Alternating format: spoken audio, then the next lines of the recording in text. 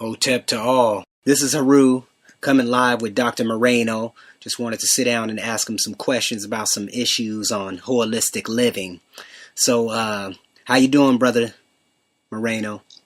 Hey, Supreme Peace, Haru. How you feel? I'm doing great, brother. So I just had a few questions I would like to ask you, just kind of give you some heads up on what's going down. So, what do you feel to be the biggest mistake that vegetarians and vegans make? You're going to jump right into it. Okay, good. That's one of my favorite questions. And that being because a lot of vegetarians and vegans figure that because they do not eat meat, that they're healthy.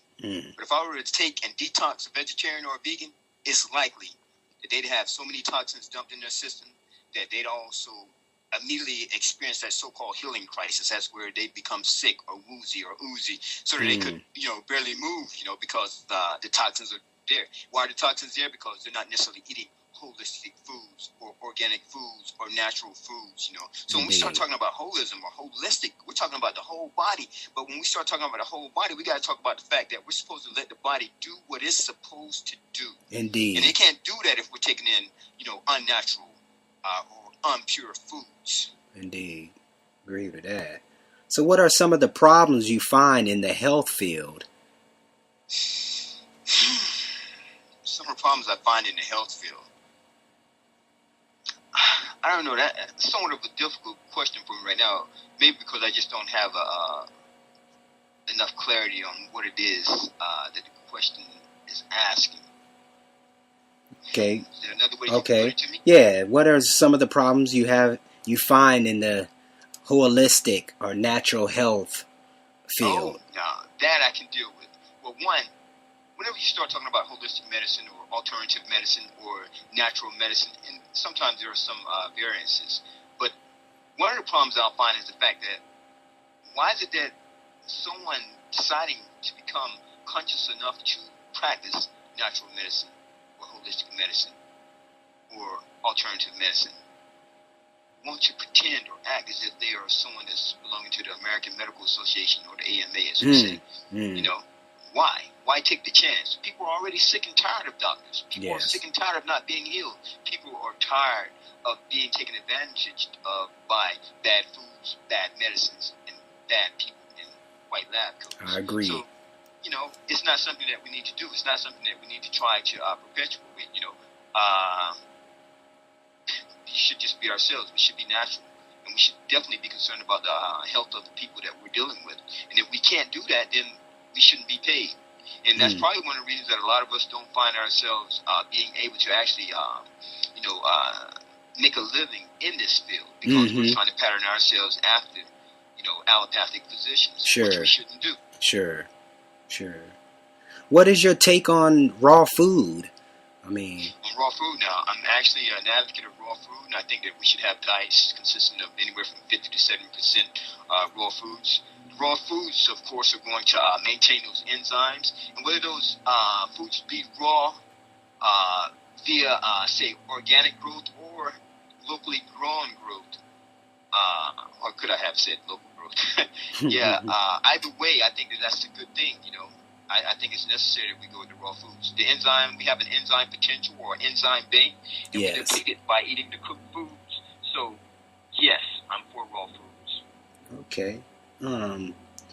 So what got you involved in natural medicines or holistic living? Well, growing up, being involved with martial arts and, of course, martial sciences, as we hurt each other, we learned to heal each other. And two, growing up in California, being a vegetarian, that's something that my father and my stepmother exposed me to as a youth. So of course, in order to get involved with natural foods, natural living, there also had to be some type of means to sustain that type of living. So it was natural medicine. So as I got older and went on my Islamic mission, I encountered quite a few poor people that were sick or sickly, and they couldn't afford health care. And it was something that I figured that I'd eventually do once I got a chance to get back to school. Sure. And when I got a chance, I was challenged, and of course I went to school for it. And it's something that I appreciated and practiced for some years. And then I took a break. It wasn't until recently, of course, with you, Heru, and maybe a few other people coming to me and encouraging me to actually come back to the health field, that I decided to come back. Sure. Other than that, I would definitely be writing. No doubt on that. Do you think all diseases can be cured naturally? Well, first of all, we have to consider the fact that a lot of the ailments that we suffer haven't been attained or obtained naturally. Okay. And two, when we look at the fact of how we actually mutate or evolve or we live our lives, we'll find that we're not doing natural things. And of course, we're not taking in natural things. And because of that, it's hard for me to take the Latin word, cure comes from the Latin word cura, and it means basically to care or to care for. So can they be cared for? Yes. Can they be, say, caused to vanquish or disappear or vanish?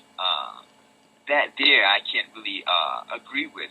Again, because we're not doing natural things, we're not living natural lives. And of course, a lot of us, especially when I speak from a melanin-dominant position, yes, I haven't been doing things that are actually natural to me and my content of melanin. yes. So no, I don't think that they are all curable in the sense of me taking on a diet of someone that is melanin deficient. Wow. That's great. Well, I appreciate your time here, brother, and thank you for giving us some insight on holistic living, and appreciate you, brother. Hey, you're welcome anytime. Thank you.